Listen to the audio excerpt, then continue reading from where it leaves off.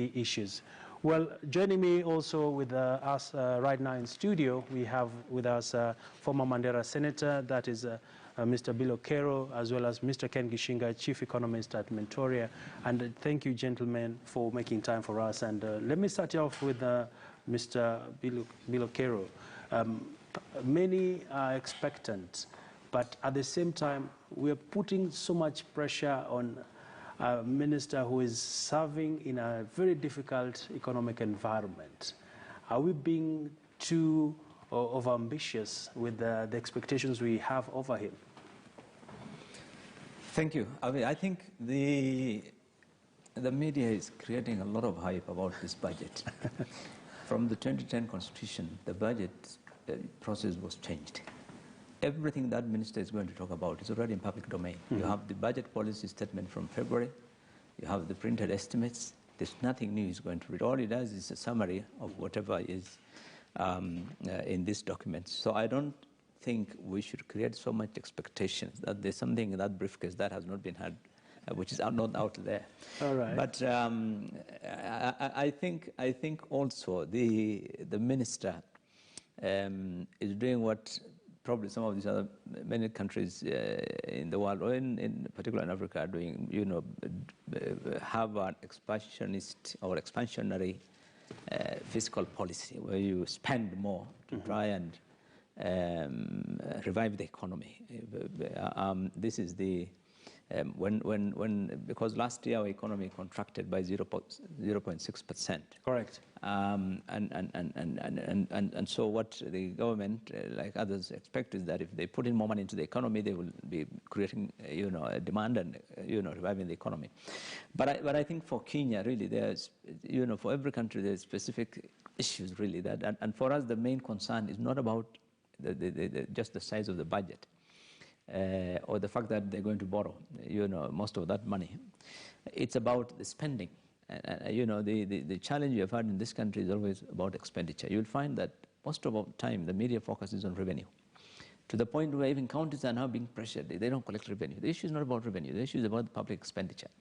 In life, even as an individual, you'll have to learn to live within your means. Sure. But even when you have money, but there are exceptions. But even when you have money as an individual, it's about how you spend. Mm-hmm. If you are extravagant, if you spend money instead of spending on food, you're spending on electronics, mm-hmm. and your children starve, or entertainment. Yeah. You go to the bars and to the nightclubs. That's wastage. What's happening in this government is similar. We have the money. We have the resources, whether it's borrowed or it's whatever. By the way, there's nothing called borrowed. Mm-hmm. Every money that is spent there, 3.6 trillion, is public. It's taxpayers' money. Correct. At the end of the day, it's your money. There is no one else giving you money from. Don't be cheated that there's another money called loan. So it's all our money. So it's about the spending. We have misplaced priorities. So that the questions that we should be asking in this budget, if I were on the other side of this table, is about, look, we have spent billions or trillions in infrastructure. You've done all those things. You've said you've spent it here and spent it here. What is the impact of that money? This is what we need to be about discussing. Monitoring and evaluation. Yeah, it's about the impact. The government, when they came up, for example, with SGR, 500, 600 billion, they said, you will see the outcome in the next 2 or 3 years. So 5 years down the road, we want to see what is the return on that investment.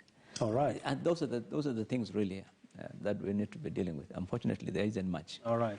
Thank you, Mr. Kerrow. And we'll be coming to you, Mr. Gishinga, shortly. Well, live pictures there, the CS for the National Treasury, Ukuri Atani, just a few meters to get to the gates of the National Assembly. And we also are joined by Mr. Kwame Owino, the Chief Executive Officer of the Institute of Economic Affairs. And a very good afternoon to you, Mr. Owino. If you can hear me, what is top of mind right now, even as the CS is about to read the budget speech to Kenyans? Well, I think as Billow Kerrow has mentioned, yes, there's nothing that's new. I think what we are waiting to see is what narrative that the Cabinet Secretary will use to explain the numbers in terms of what's the justification for both the size of the budget. I think the question of public debt is top of everybody's mind, and he needs to assure Parliament I don't think he'll be successful, but he needs to assure Parliament that public spending is under control and that the budget statements, rather that the public debt balance as we see it today is something that's well in control. It isn't. I think if the budget numbers suggest that obviously within another 2 months, he'll have to be back to Parliament to ask for an extension of the budget ceilings. Besides that, basically, it's just the prioritization on whether there's sufficient money for the stimulus that government was speaking about last year. And then finally, it'll be just about the finance bill. I think that's where most of the political fights should be, if you ask me, because some of the ways in which money is going to be raised would fundamentally affect Kenya's taxation policy quite a bit. And taxation policy under Articles 209 to 212 are the domain of Parliament. And I think Parliament needs to interrogate this year's finance bill more critically than they've done before. Mm-hmm. Yeah. And Mr. Owino, speaking about the debt issue, we are currently at a debt position of about 7.4 trillion shillings. We recently increased our debt ceiling to 9 trillion. Are we foreseeing another request to further raise the debt ceiling? And what are the dangers of this for an economy of our size? Well, the debt ceiling is not 7.2 trillion shillings. The debt ceiling today is about 8.4 trillion, all factors considered. So what that tells you is that there's an additional borrowing of about 700 billion that's expected this year. So once this budget approval, or rather the appropriations, is done, it means that the cabinet secretary will have to come back to Parliament. So regardless of what happens, the debt ceiling is going to have to be raised. That's a given. What that means is then we, as citizens, have to start asking our members of Parliament, what does this debt ceiling actually mean if you're extending it every 8 or so months in the last 3 years or so? So that's an important question. I think I'm also concerned about the quantum of public debt in general. Of course, what the cabinet secretary is going to do, he has few options. He's trying to stretch the tenure of debt by replacing low interest debt for the higher interest and commercial debts that have been the most damaging in relative terms. But I think the dependence of debt in the economy, including Kenya's finance sector, if you look at the debt redemption of about 1.1 trillion, about 1.1 trillion, more than 600, almost 700 billion of that is actually owed to domestic banks and financial institutions. It means, therefore, that government spending and government debt payments are a significant portion of the finances and even the profits of many of Kenya's banks. That's not a very good position to be in. And government is going to borrow some more, crowding out private sector, and obviously bank lending to whether SMEs or businesses is being reduced by government's huge appetite for that. So those are two things that we're going to actually have to monitor very, very closely. But it's not a rosy picture. And I think some of the interviews that I've seen, the cabinet secretary has to maintain confidence on the face. But it's something I'm very, very worried about, and we continue to monitor. It's not a good place to be. This kind of budgeting is not a good place to be in, regardless of how it goes with Parliament today. Okay. Not a good place to be is the words Kwame Owino is using. I can see Mr. Kerrow, you're itching to respond. Before we get your reaction, let's hear Mr. Gishinga as well. And of course, a lot of issues raised around the debt situation, as well as how we're going to finance this budget. Indeed, and thank you very much for having me, Abi. Debt is a big issue, and there are two parts to the debt. There is the expenditure part, and there is the revenue part. Everybody has taken on the expenditure part in terms of, can we reduce wastage? Can we tighten corruption? Can we be able to reduce the revenue leaks? I think there's still opportunity on the revenue side, particularly at the county level. I like what, for example, Nakuru has done in terms of creating the Nakuru Revenue Authority. So I think there's big opportunity in terms of non-consumption tax. Every time we talk about tax in Kenya, there seems to be a focus on consumption tax, which is VAT. So I think if we can be able to expand the county capacity, devolve more functions, then the national government can have much, much fewer functions, and we'll have to borrow less. So I think the conversation needs to be on how do we reduce the expenditure, or how do we manage it, but also how do we increase revenue? Because when you have a budget where taxes are only comprising of 57% of the budget, then it shows you then you're getting into a very difficult position. All right. Live pictures there. CS Kuriatani just posing for the battery of journalists and photographers who are trying to get a glimpse of every moment as he is getting ready to get into Parliament. Well, those are the last moments before he makes his way into the National Assembly chambers, where he'll be addressing the country and tabling this year's national budget. Well, former Senator Billow Kerrow, let me ask you, we've talked about raising the revenues as a country. At the same time, the common man is saying we've already overburdened. You want to come back to us saying you want to introduce more tax on fuel, you want to take the price of bread up.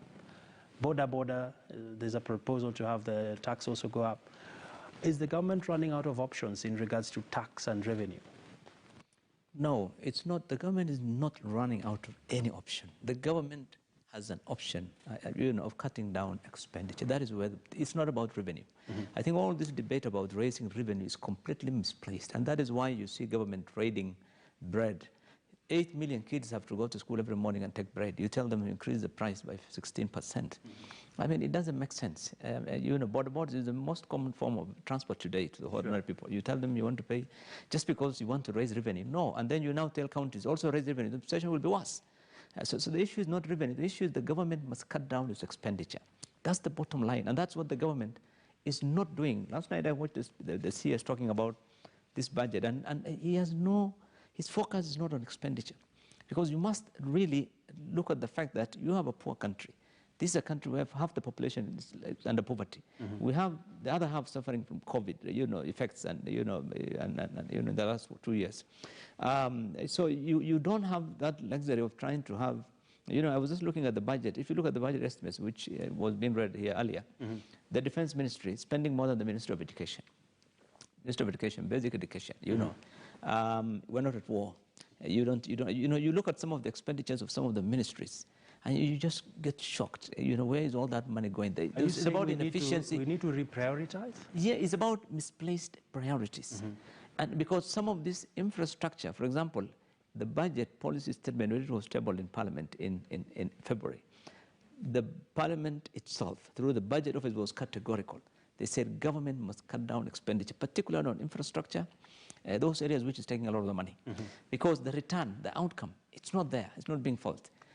And according to World Bank last year, more than 60 or 2/3 of the growth in our revenue is private sector driven. So it's not about pumping money into government. It doesn't help the economy grow. You need to pump in the money, leave money in the pockets of people. Let businesses reduce the taxes.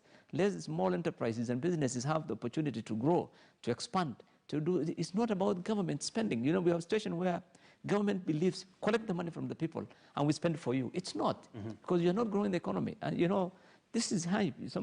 A government whose economy contracted by 0.6% last year is telling you this year it will recover to 6.5% growth. I mean, if you give us all that tax. So are you saying the government is more focused on good GDP numbers?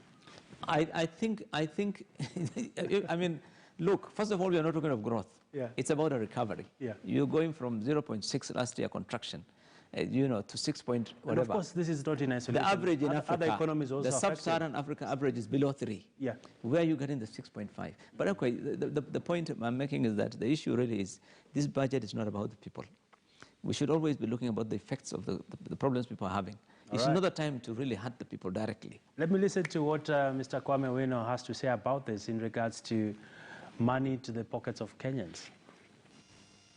Well, I think my point is this, that it's true. Last year's growth was very poor, partly occasioned by the fact that there was COVID. Obviously, people had to stay home, and that recovery has not fully taken place. So this is a